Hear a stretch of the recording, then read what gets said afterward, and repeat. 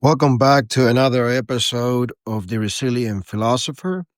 This is the Leon Dantes, and as we all know, it's not the greatest time right now.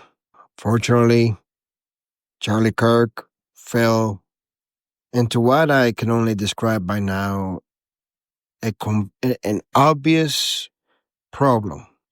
Charlie Kirk is shot by some extremist. There's no way to justify it. It is a horrendous crime. Hopefully, the right person has been captured, and we will find out the reasoning behind it. I try never to be political because at the end of the day, I believe that it should be the best for the nation. It shouldn't matter what political views you have. It is always what's best for the nation. And therefore, I just, I don't think anyone should be killed. Definitely, no one should be killed for the right to the First Amendment. Do I ever agree with everything he had to say? No. But that's the beauty of life, being able to agree to disagree, knowing that no matter what, at the end of the day, he was a human being, a father, a son, a husband, and his family is the one who is going to now carry that pain. It's, it's sad.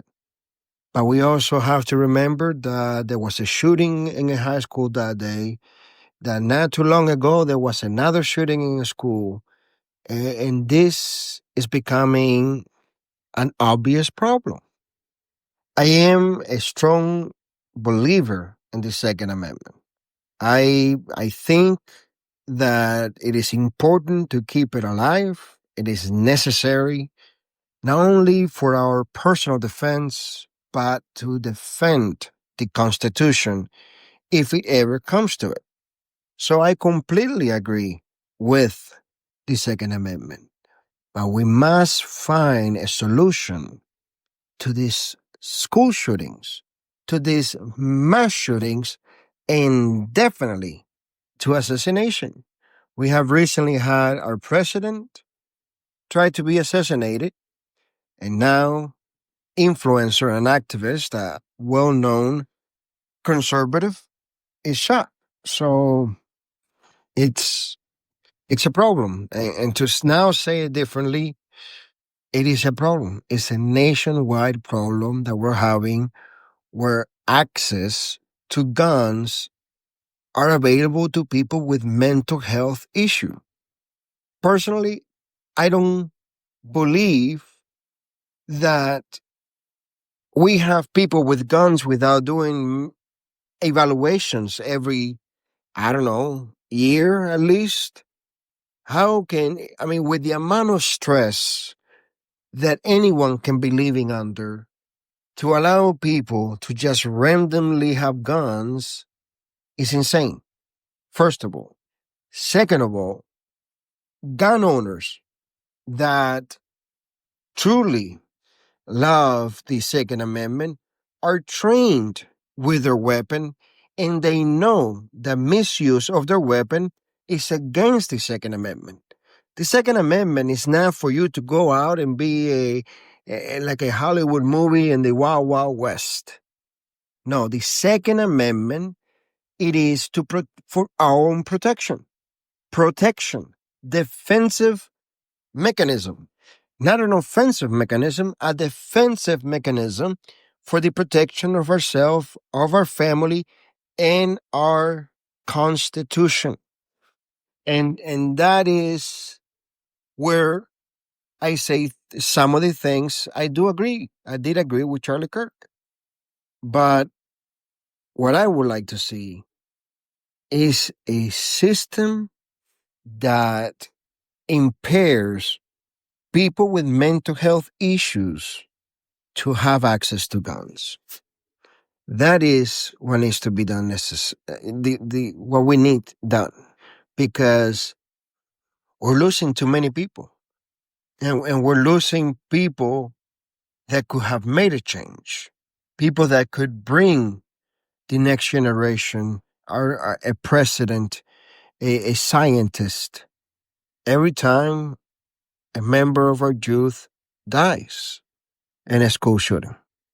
And as a father of three, it's worrisome. It's worrisome because just because a person has a registered gun, if they don't know how to use it, if they don't go out and use it in a shooting range, they're a liability.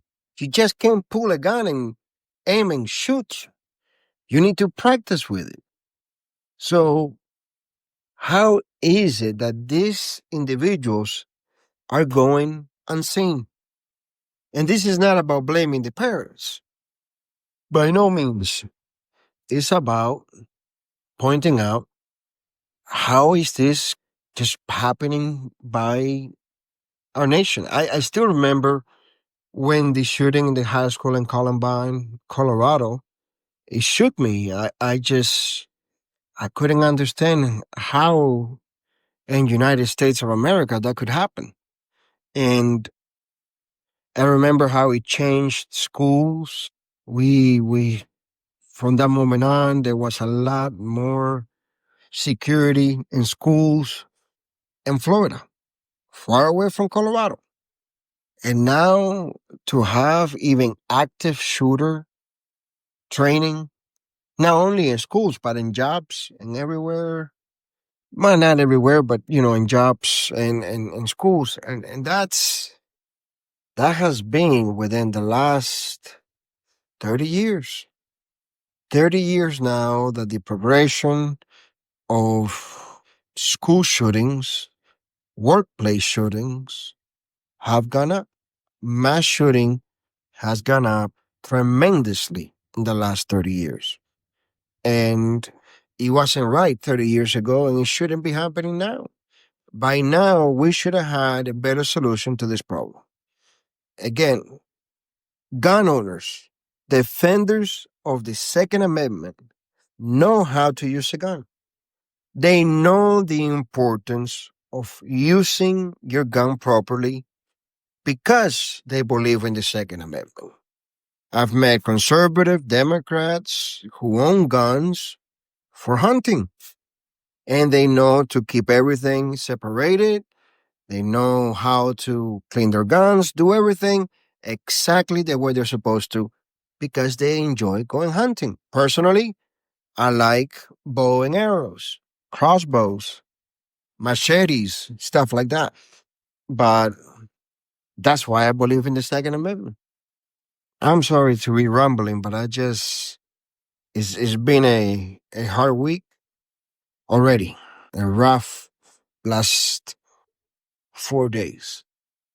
I surely hope that we can find a way to heal and move forward and hope that we can use this as a way to come together. That we have something positive, a positive outcome from this.